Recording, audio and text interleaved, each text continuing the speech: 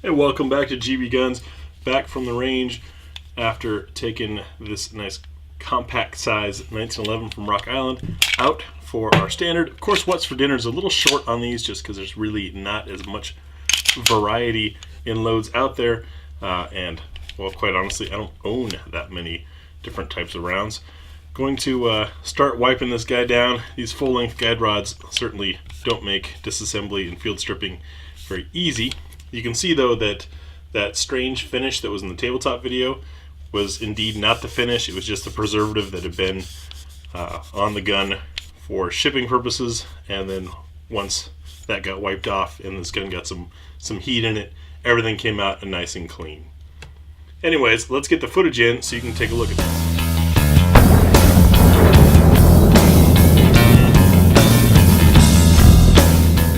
Kick things off as always with our full mag +1. We'll be using the AMSCS 230 grain full metal jacket.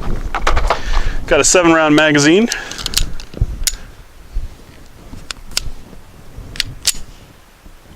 Didn't quite want to feed. I hope that's not a consistent problem.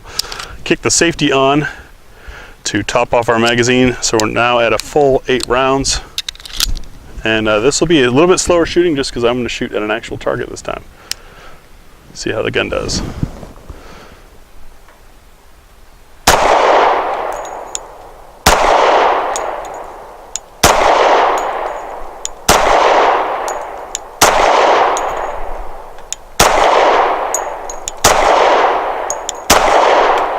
What's for dinner is rather short and 45, just don't have that much variety on hand, but you will notice that we've got 185 grain, some 230 grain with the Winchester Defender. These are all nickel plated and all have different profiles for their hollow point. We'll see how they feed in the Rock Island. For target number 6, I will be using Winchester Defender 230 grain bonded jacketed hollow point.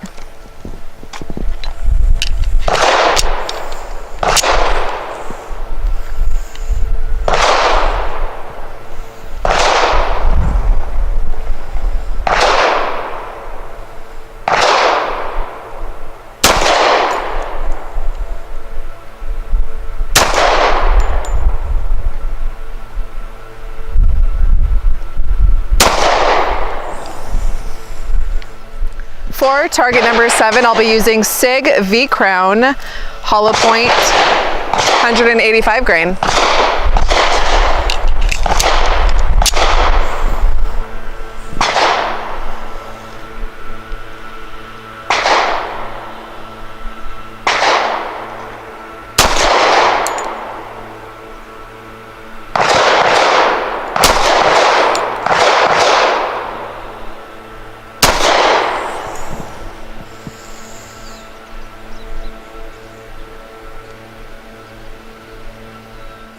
For target number 8, I will be using Remington Golden Saber 185 grain.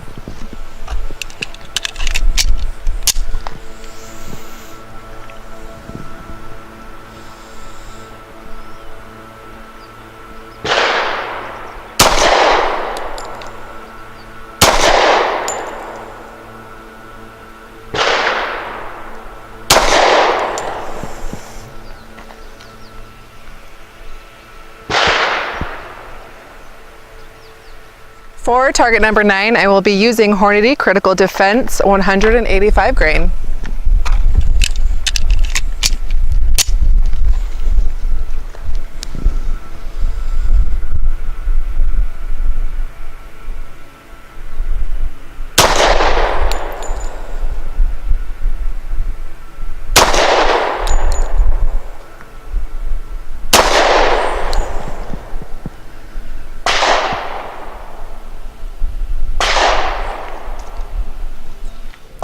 Alright, so 5 shots from 7 yards. I'll be using AMSCS USA 230 grain full metal jacket.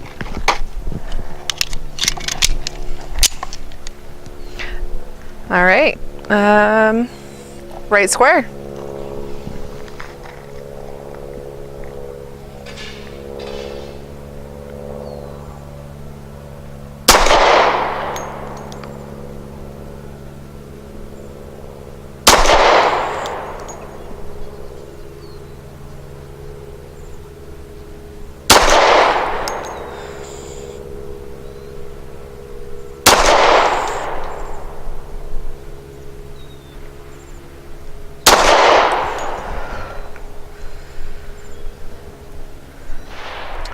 right, just like Burgundy Bomber, for my 5 shots from 7 yards, be using this AMSCS 230 grain full metal jacket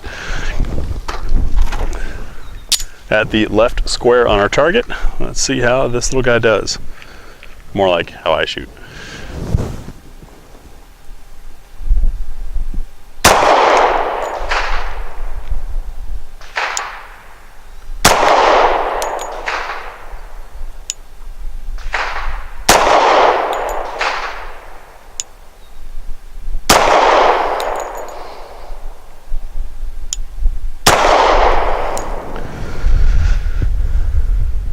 Thoughts on this 1911. It is a little bit more modernized. It does have a bull barrel and a full-length guide rod.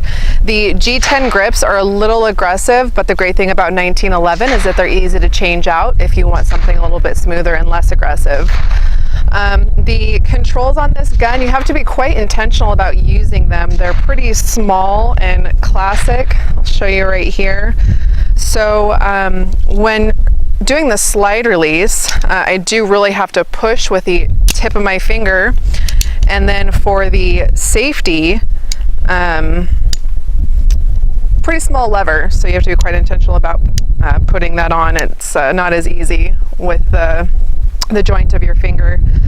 For a 45, this is a little bit snappy, but as you can see, the gun is really accurate and does great with heavier ammunition. So as far as the sights, it's got the front fiber optic sights and the rear adjustable sight. And overall, it was an awesome gun and fun to shoot. All right, so when you get guns this small, they get snappy. It definitely happens. The gun being all steel does help absorb some of that recoil, but as you may or may not have seen in my hands, it jumps a lot. I'm getting 2 3/4, almost 3 fingers onto the gun, thanks to that base pad on the magazine, but it still really tries to torque out of my hands. The G10 is a bit aggressive for me as well, so I would probably swap those out. The sights, however, nice and crisp and clean, as is the trigger. 1911s, especially a 70 series like this, where you don't have that extra internal safety. Nice crisp trigger, which makes for good shooting, and the size